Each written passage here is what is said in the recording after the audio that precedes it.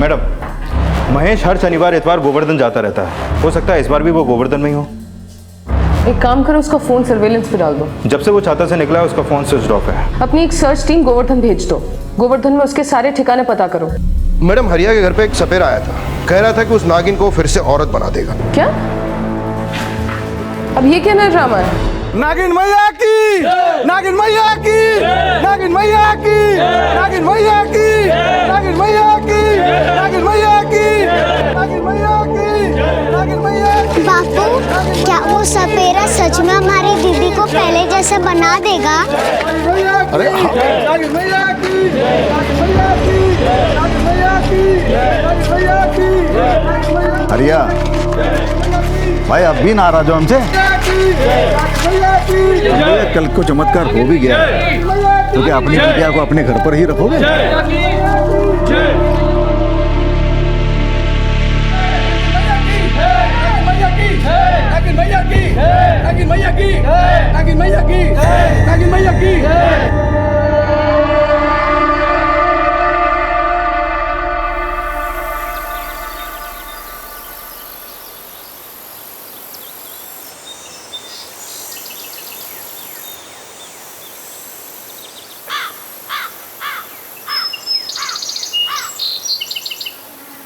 अरे इधर आओ, ये देखो क्या है।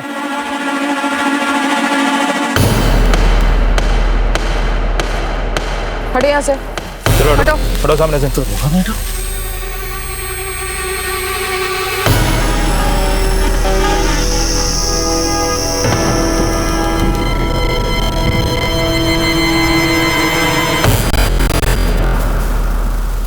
मैडम, ये तो वही सपेरा जिसने बोला था कि नागिन को औरत बना देगा। इसे तो कुछ सांप ने काट लिया है।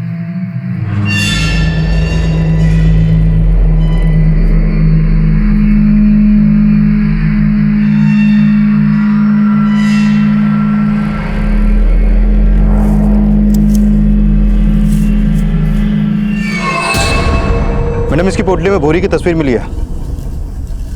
इस सपेरे का भूरी को नागिन बनाने की साजिश से जरूर कुछ लेना देना था। मुझे इसकी पूरी हिस्ट्री चाहिए। जी मैडम।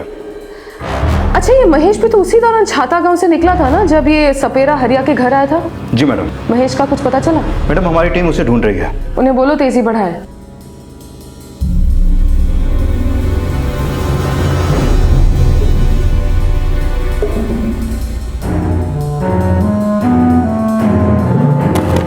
मैडम, उस सपेरे का घर कोसी कालन में है और हैरानी की बात यह है कि उसके एक छोटे से झोपड़े में टीवी, फ्रिज सब कुछ है।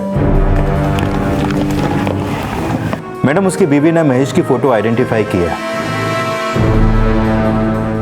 और महेश एक दो बार उस सपेरे से मिलने वहां गया था। तो इसका मतलब सपेरे को भूरी के नागिन बनने की साजिश में पैसे दिए गए होंगे और उसी ने नागिन की सप्लाई भी की होगी। पर मैडम, जब इसी सपेरे ने महेश को नागिन सप्लाई की तो उसने ये क्यों कहा कि वापस वो इस नागिन को औरत बना देगा? क्या भूरी जिंदा है? और इस केस में हमारी इन्वॉल्वमेंट देख के महेश भूरी को वापस औरत तो नहीं बनवा रहा था? हो सकता है भूरी पर दबाव डाल के उसे भी इस नौटंकी में घसीटा जा रहा हो।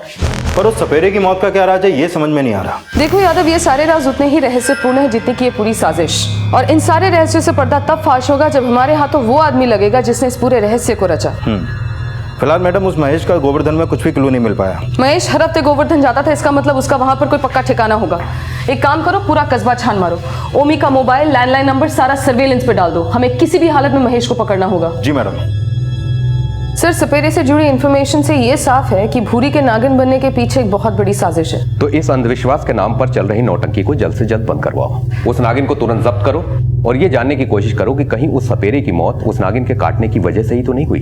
सर, नागिन मैया की, नागिन मैया की, नागिन मैया की, नागिन मैया की, नागिन मैया की, नागिन मैया की, नागिन मैया की, नागिन मैया की, नागिन मैया की, नागिन मैया की, नागिन मैया की। क्या बात है दरोगा मैडम? ये नागिन अब यहाँ नहीं रहेगी।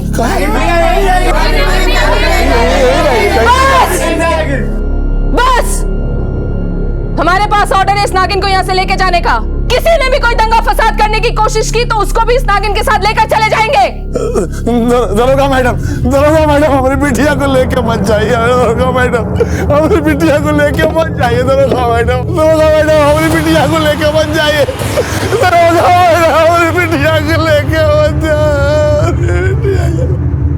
नागिन को वापस भूरी बनाने की घोषणा करने वाले सपेरे की रहस्यपूर्ण मौत से इस साजिश का पैमाना काफी बड़ा नजर आ रहा था। सपेरे और महेश की सांठगांठ से यह बात तो बिल्कुल साफ हो गई थी कि इस इच्छाधारी नागिन की साजिश में भूरी के पति महेश और भूरी के ससुराल वालों का ही हाथ था। लेकिन भूरी के पति महेश के यूं अचानक गायब हो जाने से उसकी गिरफ्तारी का संबंध जारी हो चुका था।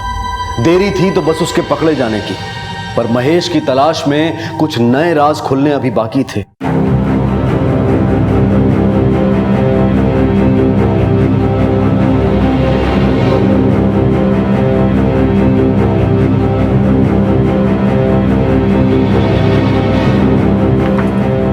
इस आदमी को कहीं देखा है? ये तो हमारे पास में रहता है। ये और इसकी बीवी हमारे यहाँ से सामान लेके जाते हैं।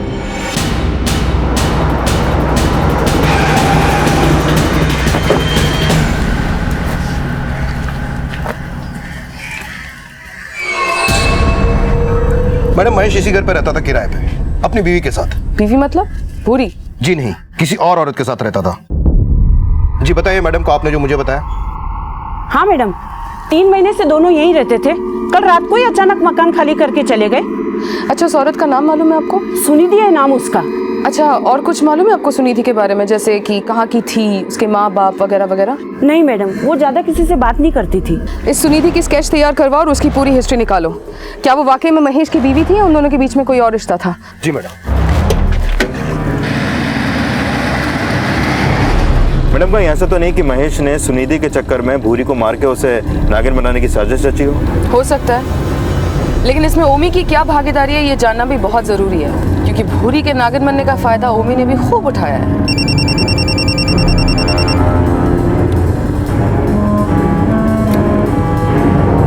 ओके मैडम, ओमी का नाती विनय भी 2 दिन से गायब है।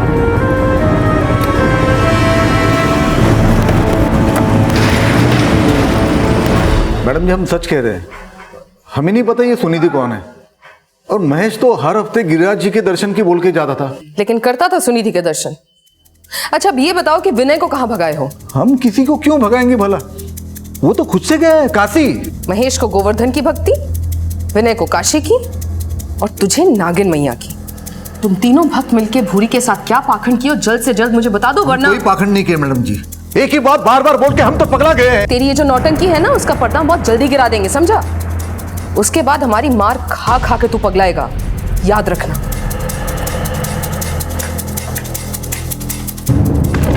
मैडम उस सपेरे की पोस्टमार्टम रिपोर्ट आ गई है। उसकी मौत सांप के काटने से ही हुई है। वही नागिन जो हमने हरिया के घर से जब्त की? नहीं मैडम, और एक बार, वो नागिन नहीं नाग है,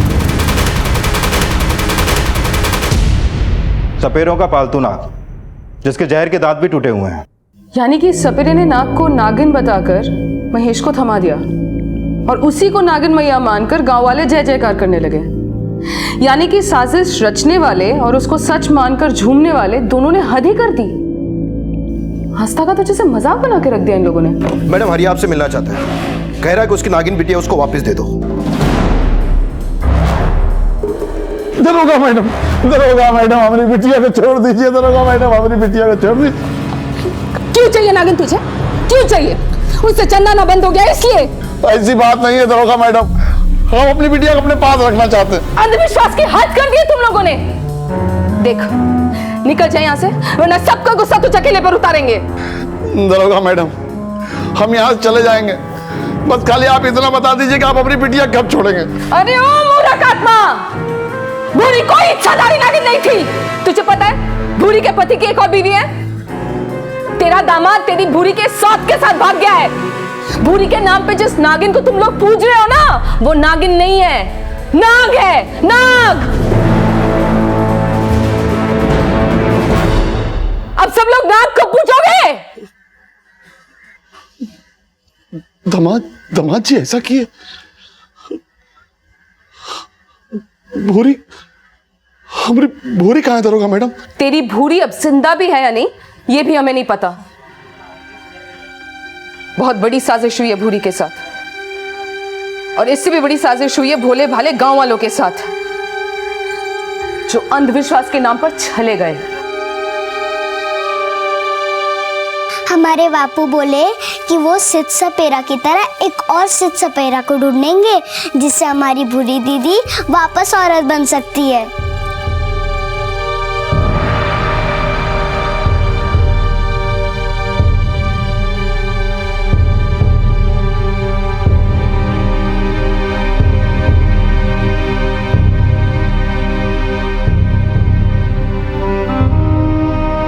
बापू,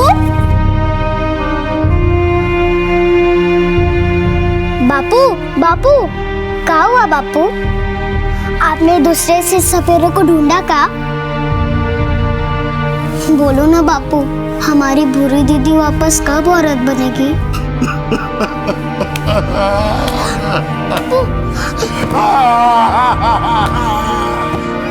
हमारी भूरी बिटिया नागिन नहीं है, हम पूरा ताजा बना के रख दिए उसका। नहीं बापू, नहीं नहीं बापू, नहीं।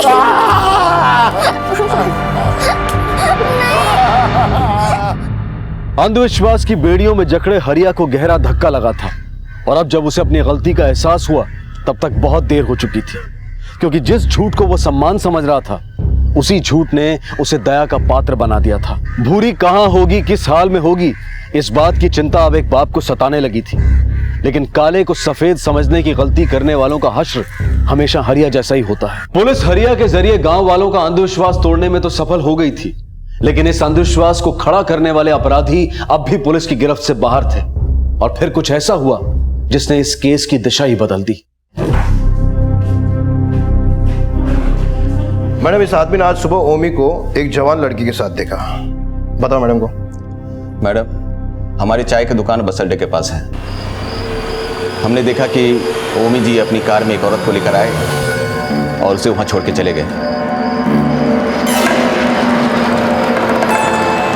वो लड़की इतना घूंघट निकाल रखी थी, उसका चेहरा ही नहीं दिख रहा था, पर हमने ओमी जी को देखा। ठीक है, तुम जाओ। मैडम, कौन हो सकती है वो लड़की? कहीं वो भूरी तो नहीं?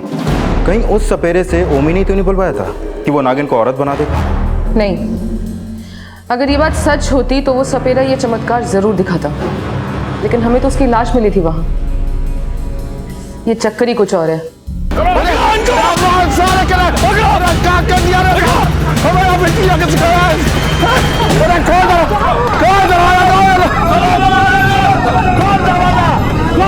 शांत शांत शांत भाइयों, हमें हिंसा नहीं करनी है, बस उस पाखंडी ओमी को पकड़ करके दरोगा जी के पास लेकर जाना है। उसने हम सबकी भावनाओं को ठेस पहुंचाया है। हमारी भूरी के दुश्मन, दरवाजा खोल नहीं तो अच्छा नहीं होगा।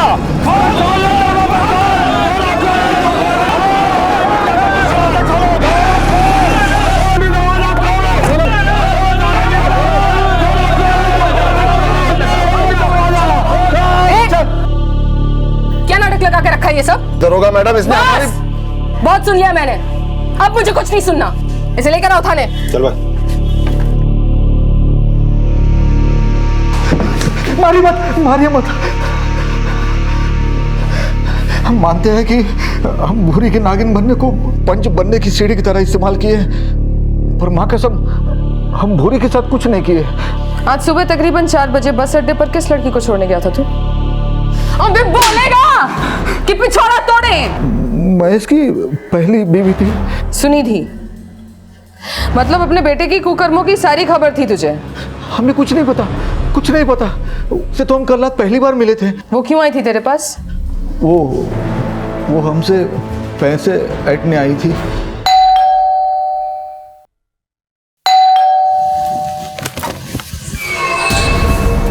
महेश कहाँ है? पहले ये बताओ तुम कौन हो? हम उसकी पत्नी हैं। महेश, महेश!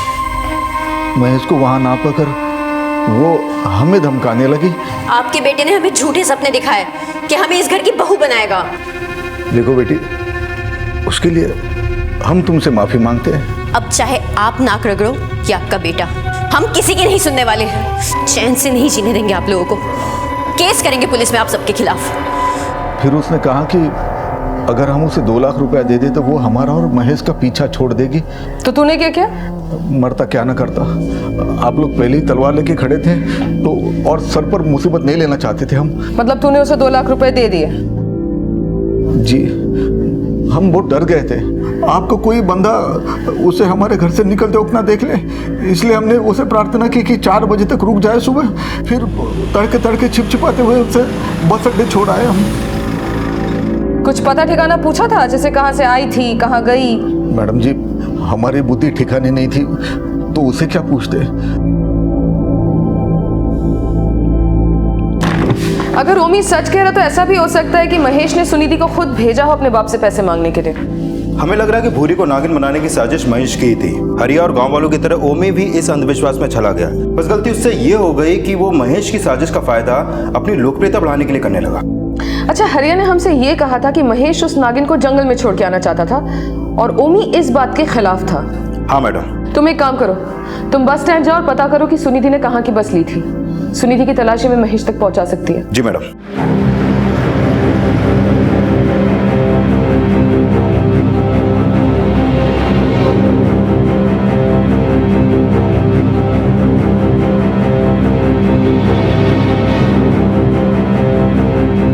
साहब, ये हमारी बस में बैठी थी, इसे हमने कानपुर बाईपास बस स्टॉप पे उतारा था।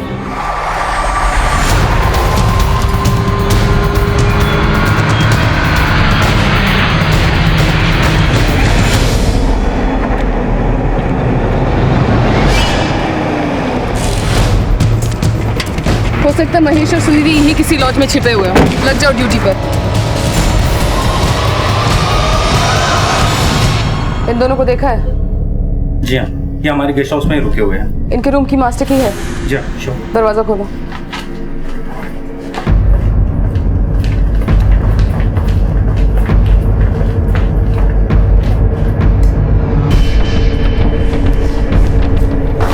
अरे आप लोग ऐसे कैसे अंदर आ सकते? महेश का है? महेश? हमें नहीं पता। जय को सर्च करो।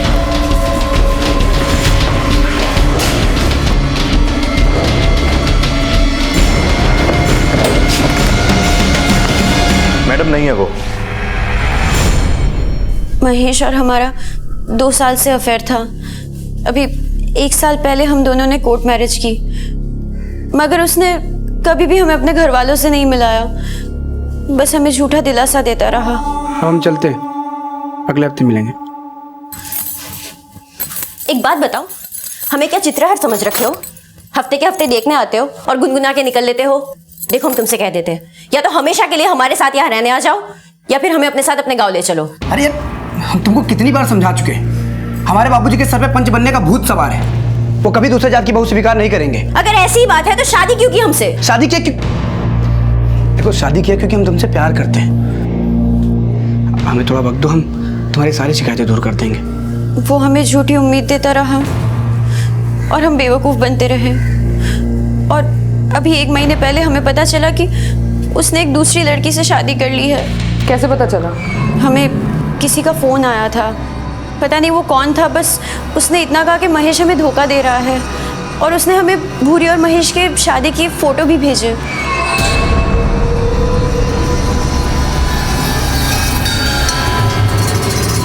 आओ तुम, अभी के अभी घर पर आओ। मैं कुछ नहीं सुनना चाहती, तुम यहाँ हो वरना मैं वहां आ रही हूँ। क्या है ये? क्यों जिंदगी बर्बाद की है हमारी? हमें माफ कर दो, हम शादी नहीं करना चाहते थे, मगर हमारे बाबूजी ने जबरदस्ती हमको घोड़ी चढ़ा दी। तो तुम हमें फांसी चढ़ा दो। अरे नहीं, ऐसा मत बोलो, हम मर जाएंगे तुम्हारे बिना। अगर हमसे इतना ही प्यार करते हो तो अभी के अभी हमें अपने साथ अपने घर ले चलो, वरना हम खुद वहां आएंगे और सबको सब कुछ बता देंगे, और फिर मिट्टी का तेल छिड़क के उस सौतन को दबोच के खुद को आग लगा देंगे। अरे नहीं, तुम ऐसा अनर्थ ना करना, हमको थोड़ा सा वक्त दो, हम कोई ना कोई रास्ता निकाल लेंगे। उसने हमसे वादा किया कि वो भूरी को तलाक दे देगा और हमें अपने साथ अपने गांव ले जाएगा, लेकिन उसने तो हमसे वो घर भी छीन लिया जिसमें हम किराए पे रहते थे।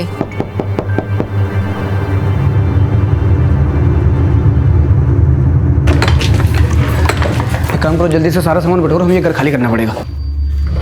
रातों रात हमने वो घर खाली कर दिया और वो हमें यहाँ इस गेस्ट हाउस में ले आया।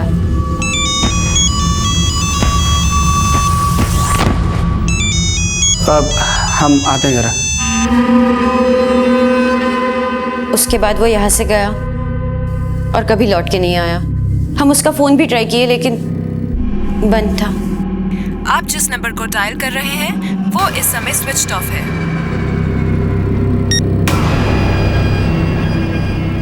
दो दिन तक हम उसका इंतजार किए, पर जब वो नहीं आया तो हम खुद उसके गांव पहुंच गए। तुमने उसके माँ बाप से 2 लाख रुपए मांगे? जी हाँ, मांगे, पर हम क्या करते? हमारे पास कोई और रास्ता नहीं था। हम अनाथ है। अगर हमारा कोई अपना होता तो हम उस महेश के झांसे में कभी नहीं फंसते। महेश का फोन तो पिछले 5 दिनों से बंद है, और तुमने अभी अभी कहा कि जब वो तुम्हें इस गेस्ट हाउस में लाया था तो उसे किसी का फोन आया था।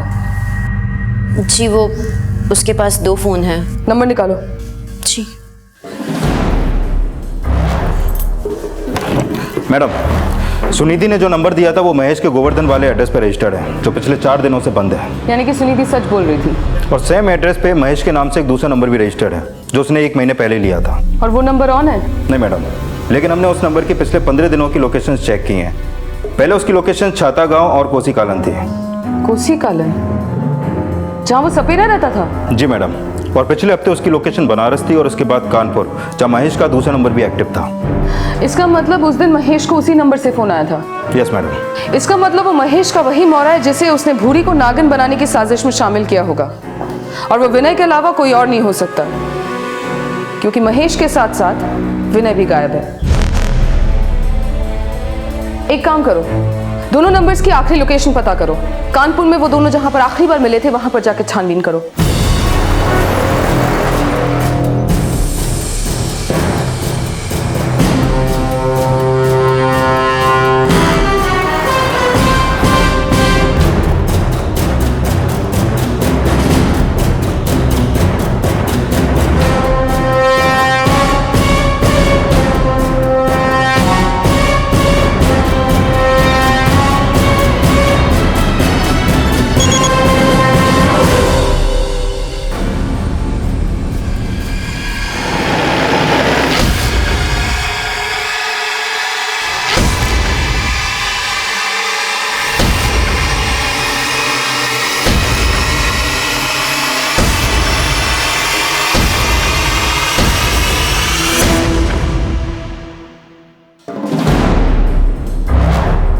तीन दिन पहले इसकी बॉडी कानपुर हाईवे पे मिली, चाकू घोंप कर हत्या की गई है। इसकी जेब से कोई आईडी नहीं मिला, इसलिए आइडेंटिफाई नहीं कर पाए कि ये कौन है।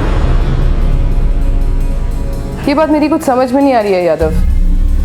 भूरी को नागिन बनाने के पीछे 3 लोग शामिल थे, सपेरा, विनय और महेश। महेश इस प्लान का मास्टरमाइंड था। सपेरे के बाद उसकी भी हत्या कर दी गई, बाकी बचा विनय। अब सवाल ये उठता है कि अगर विनय ने इन दोनों की हत्या की तो क्यों की और किस इरादे से की? महेश की हत्या ने इस केस से जुड़े सवालों को और ज्यादा जटिल बना दिया था, क्योंकि अब तक ऐसा लग रहा था कि जैसे महेश खुद इस पूरी साजिश का एक अहम हिस्सा है। वहीं विनय को पुलिस महेश का मोहरा समझती थी। अगर उसी ने महेश की हत्या की थी तो सवाल यह उठ रहा था कि ऐसा क्या हुआ कि अपने वजीर के इशारों पर नाचने वाले प्यादे ने ही अपने वजीर का सर कलम कर दिया। और भूरी को इच्छाधारी नागिन बताने की इस साजिश में विनय की क्या भूमिका थी, ये जानने के लिए पुलिस अब विनय की तलाश में जुट गई। मैडम, अभी इंफॉर्मेशन मिली है कि कानपुर की एक second hand cell purchase garage में महेश की गाड़ी सेल के लिए रखी गई है। Let's move.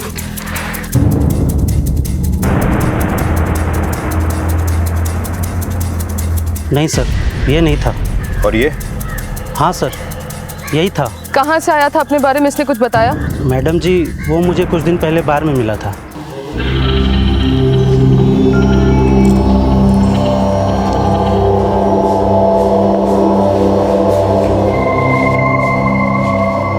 भाई साहब बैठ सकता हूँ 2 मिनट?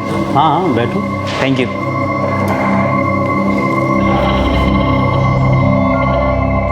बड़ा ही दिलचस्प लगा मुझे। एक ही मुलाकात में दोस्ती हो गई।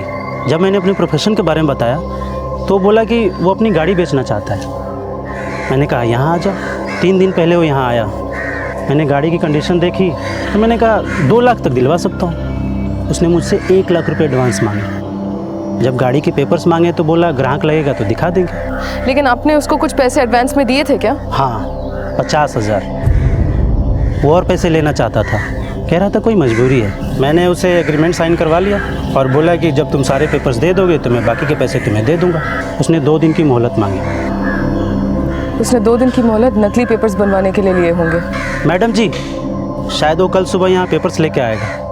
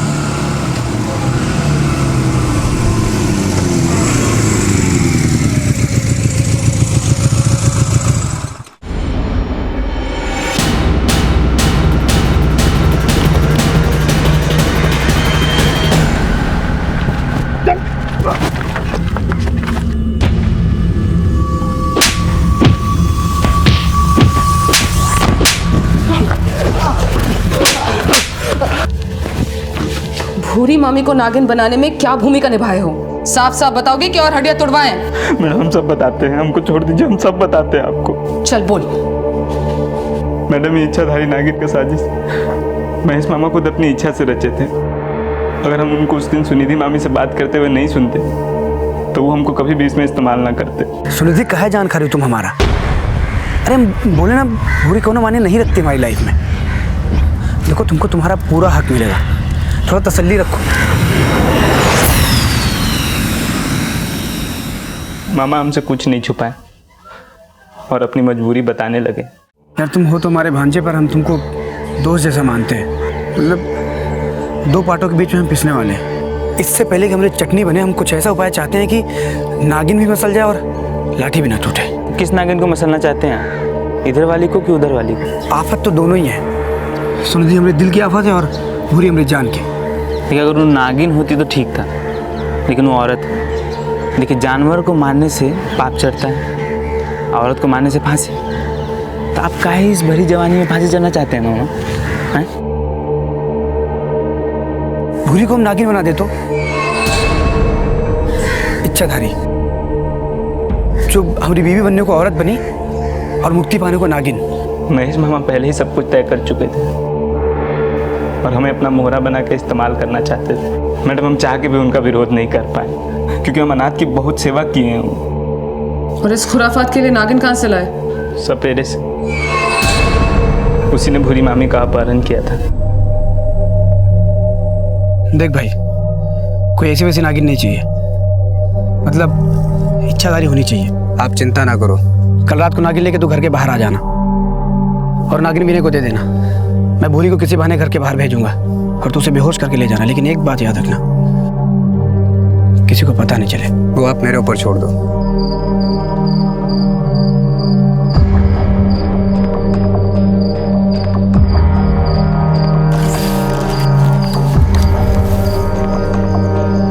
हेलो, हाँ मामा, नागिन मिल गई है। भूरी मामी को भेज दो। मामा इस काम के लिए अपने को दोस्त का टेम्पू लाए थे, जिसमें सपेरा भूरी मामी को ले गया और हम नागिन लेके मामा के पास चले गए।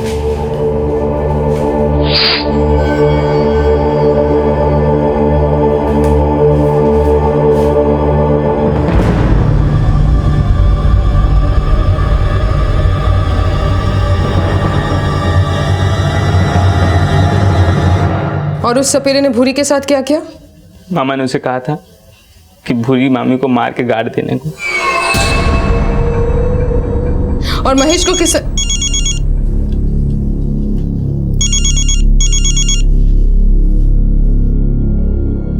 तो महेश को किसने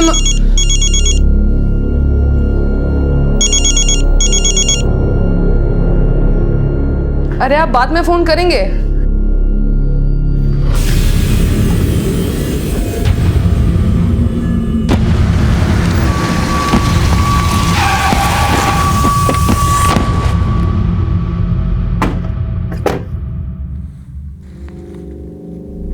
हाँ, तो आप लोग ये सोच रहे होंगे कि हमने आप सबको यहाँ पे इकट्ठा क्यों किया है? जी। दरअसल हम आपको इच्छाधारी नागिन का असली तमाशा दिखाना चाह रहे थे। असली तमाशा? जी। यादव,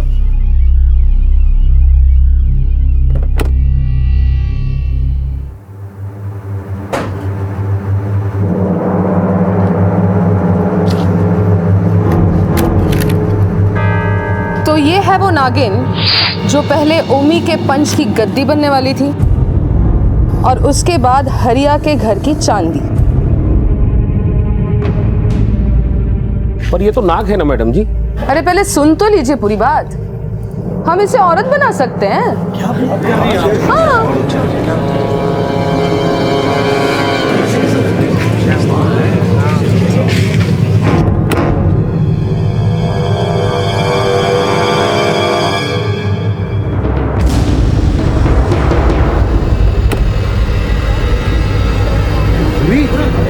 भूरी?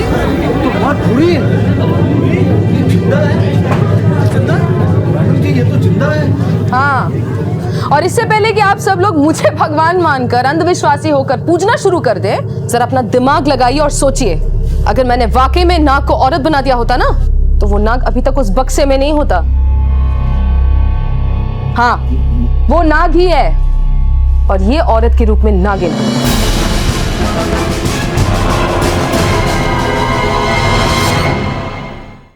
इन्हीं की इच्छा से तो पूरा इच्छाधारी नागिन का तमाशा हुआ था। अरे आप बाद में फोन करेंगे। मैडम जी, मैं अर्जुन गिरी बोल रहा हूँ भगवती कार डीलर से। यहाँ एक लड़की आई है, विनय के बारे में पूछ रही है। गुड, आप उसको बोलिए विनय थोड़ी देर में वहां पे पहुंच रहा है, उसको वहां से कहीं मत जाने दीजिएगा। ठीक है मैडम जी।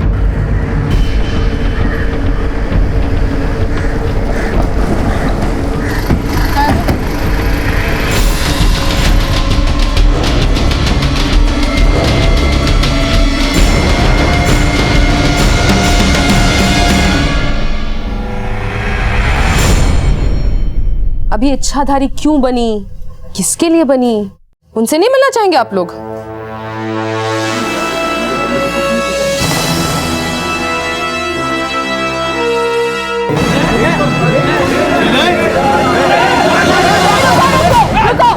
अरे इतना गुस्साइए नहीं आप लोग, प्रेमी है ये दोनों, हैं? और प्यार में तो सब कुछ जायज होता है, नहीं? शादी के बाद महेश हमसे बहुत दूर दूर रहता था, जिस वजह से हम और विनय नजदीक आ गए। ये छुप छुप के मिलना बंद करो, कहीं भाग चलते हैं। अरे हम खुद नहीं भागेंगे, महेश मामा खुद ही हम लोग को भगा देंगे, और भी खूब सारा पैसा थमा के। कैसे? तुमको क्या लगता है वो गोवर्धन भक्ति करने जाते हैं, रासलीला रचाने जाते हैं वहाँ पर? मतलब? तुमसे दूर भागते हैं ना, कहे कि उनकी बीवी है वो। हम सब पता किए, अब देखती जाओ हम क्या कांड करते हैं। हम सच बोल रहे हैं, आपके पतिदेव 6 महीने पहले वो लड़की से शादी की है। अगर विश्वास नहीं होता है तो दरवाज़ा खोल के देख लीजिए, सबूत मिल जाएगा।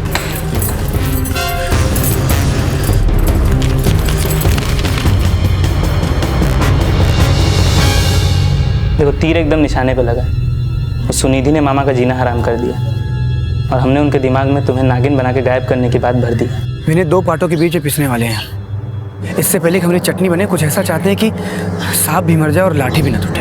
वाह, क्या आइडिया सुझा है मामा। अगर कहावत ये हो जाए कि नागिन भी मर जाए और लाठी भी न टूटे तो क्या कहना चाहते हैं, हम समझ नहीं पा रहे। हम क्या सोच रहे हैं कि क्यों ना आप ये गाँव वालों को विश्वास दिला दें कि भूरी ही इच्छाधारी नागिन, तो कैसा रहे? तो ये इच्छाधारी नागिन का तमाशा महेश का नहीं, तेरा आइडिया था? हाँ मैडम, लेकिन महेश मामा के दिमाग में ये बात भरने के लिए भूरी ने भी खूब मेहनत की, जो साथ साथ गांव वालों के विश्वास की भी नींव रख रहा था।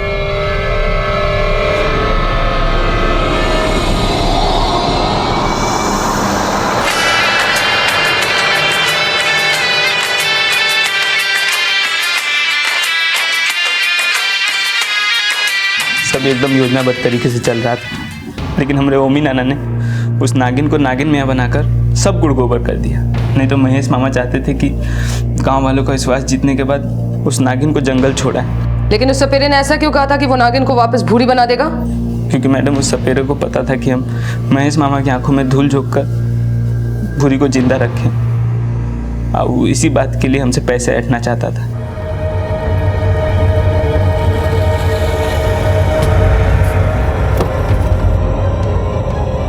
तुम कहीं अब गाँव में आ रहे हो? मामा तुमको बोले ना भाग जाने को। पहले हमारी मांग पूरी कर दो। अगर ऐसा नहीं किए तो फिर देखना हम क्या करते हैं। उसके बाद उस सपेरे ने ये घोषणा कर दी कि वो नागिन को औरत बना देगा, और फिर हमें मिलने के लिए बुलाया। अगर तुमने हमें पैसा नहीं दिया बाबू, तो शाम को यहाँ पर चमत्कार नहीं, तू, तेरा मामा और तेरी मामी का चीर हरण करूंगा और सारे गांव को बता दूंगा कि तुम लोग की असलियत क्या है। अच्छा।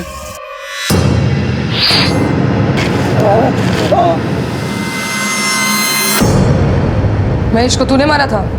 हाँ, मारना पड़ा, काहे कि हम इस राज को राजी रखना चाहते थे।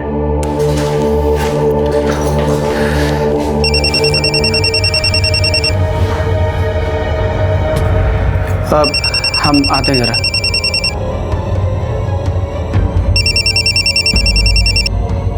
हाँ बोल। जो बोलना था वो बोल दिए हैं। हम यहाँ हाईवे पे खड़े हैं, आके हमारा पैसा दे दीजिए, नहीं तो सारा पोल पट्टी पुलिस वालों की जगह बता देंगे। देखो तुम ऐसा कुछ मत करना, हमारे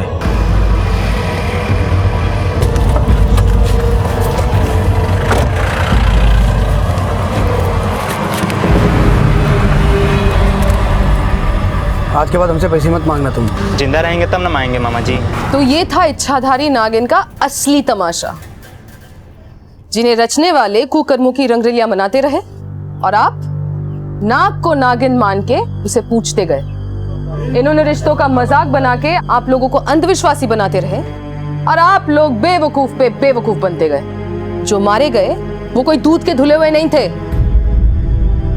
जैसे हर हफ्ते गोवर्धन जाने वाला आपका बेटा महेश, ना वो कोई धार्मिक पुरुष था और ना ही वो सपेरा कोई चमत्कारी। तो अब सोच कर बताइए, किसकी जय जयकार करेंगे?